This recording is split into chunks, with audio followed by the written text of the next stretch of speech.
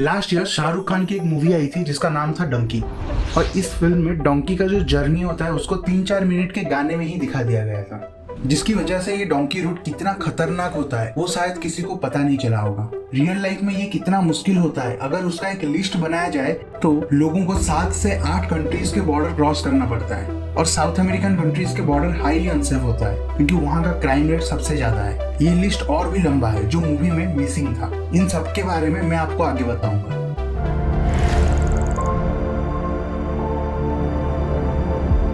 किसी भी foreign country में इंडियंस का माइग्रेट होना इंडिपेंडेंस से पहले ही शुरू हो चुका था, लेकिन पिछले कुछ सालों में सारे कंट्रीज अपने इमिग्रेशन रूल्स को बहुत ही स्ट्रिक्ट कर चुके हैं। We are going to build a great border wall. We don't want them in our country. Illegally border cross करना अभी बहुत ही मुश्किल हो चुका है, इसीलिए पिछले 4 सालों में इन डोंकी रूट्स में 12 से 14 हजार लोगों की मौत रजिस्टर हुई थी, और लास्ट 4 सालों में ही 1.5 lakh Indians US border illegally cross करते हुए पकड़े गए हैं।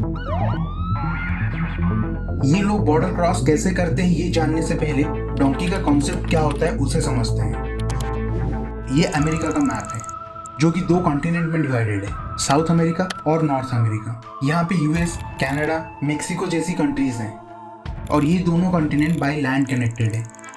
एक इंडियन को यूएस बॉर्डर इलीगली क्रॉस करने के लिए 8 कंट्रीज से होते हुए गुजरना पड़ता है। इस इलीगल रूट को डोंकी रूट कहते हैं, और ये जो पूरा प्रोसेस है उसको डोंकी फ्लाइट कहते हैं। सबसे पहले जो ट्रैवल एजेंट होता है वो साउथ अमेरिका के कंट्रीज जैसे ब्राजील या बोलिविया के लिए वीजा करवा देता है, क्योंकि इंडियंस को इन कंट्रीज का वीजा मिलना बहुत ही आसान होता है। फिर वहां से लोगों को हेल्प करने के लिए डोंकर्स एयरपोर्ट में ही रहते हैं, और ये डोंकर्स हर कंट्री में चेंज होते रहते हैं, और सारे डोंकर्स का कनेक्शन इंडियन ट्रैवल एजेंट के साथ होता है।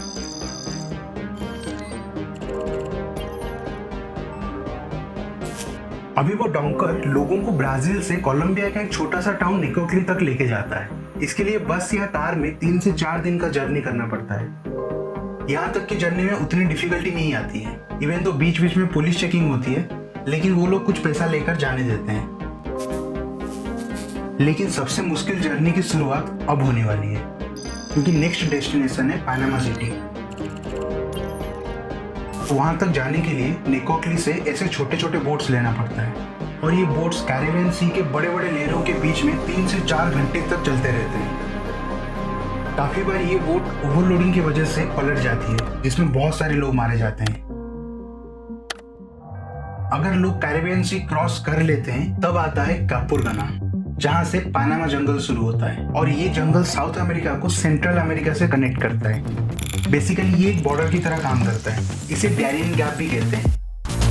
अब लोगों को नियरेस्ट सिटी तक पहुंचने के लिए जंगल का ये 100 किलोमीटर का रास्ता पैदल ही क्रॉस करना पड़ता है, क्योंकि इस जंगल के थ्रू कोई रोड एग्जिस्ट नहीं करता। और पनामा जंगल दुनिया का one of the most dangerous place में से एक है, क्योंकि ये पूरा जंगल डेडली एनिमल्स के साथ साथ माफिया और कार्टेल से भरा हुआ होता है।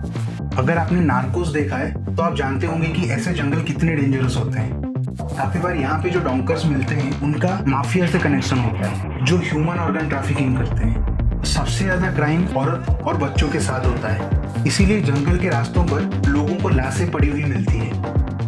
अगर किसी के साथ ये सब क्राइम्स नहीं भी होता है तब भी उनको 9 से 10 दिन तक भूखे प्यासे चलते रहना पड़ता है, और जंगल का रास्ता रिवर क्रॉसिंग्स, कीचड़, दलदल इन्हीं सबसे भरा हुआ होता है।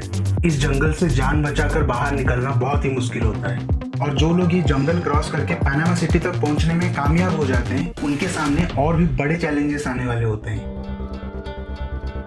सेंट्रल अमेरिका का लॉ एनफोर्समेंट बहुत ही स्ट्रिक्ट होता है। अगर कोई इमिग्रेंट्स बॉर्डर क्रॉस करते हुए पकड़ा जाता है तो उसको उसकी कंट्री में वापस डिपोर्ट कर देते हैं। There's about 40 or 50. इसलिए डोंकर्स इमिग्रेंट्स को गाड़ियों में इस तरह छुपा देते हैं।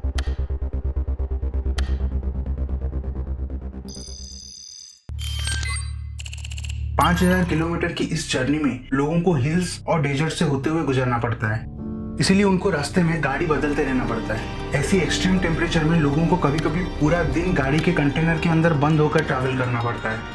इसी वजह से लोग सफोकेशन और डिहाइड्रेशन की वजह से अपनी जान गंवा देते हैं, और उनकी बॉडीज को डोंकर्स रास्ते में ही फेंक देते हैं।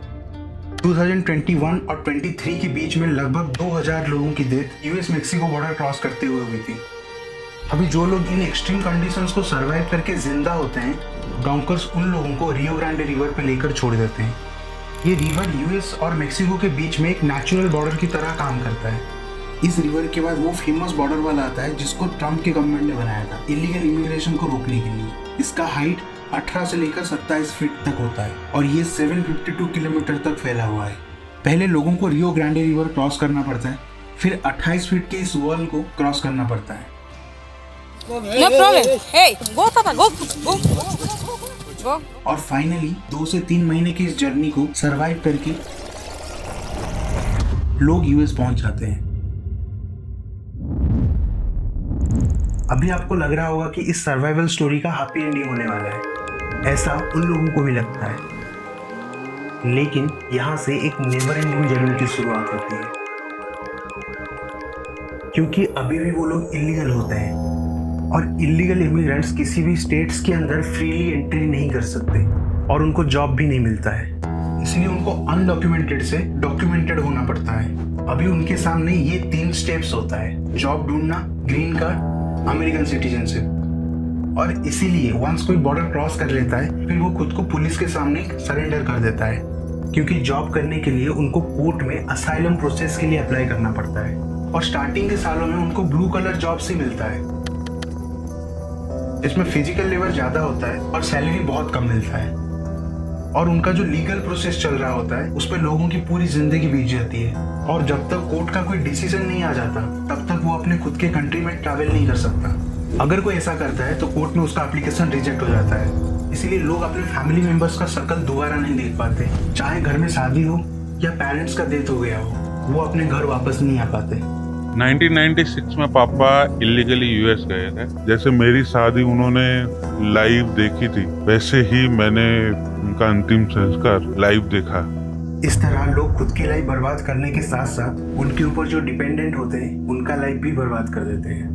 आपको ऐसी इंफॉर्मेटिव वीडियोस पसंद है तो यहाँ क्लिक कर सकते हैं। मिलते हैं एक नए वीडियो में।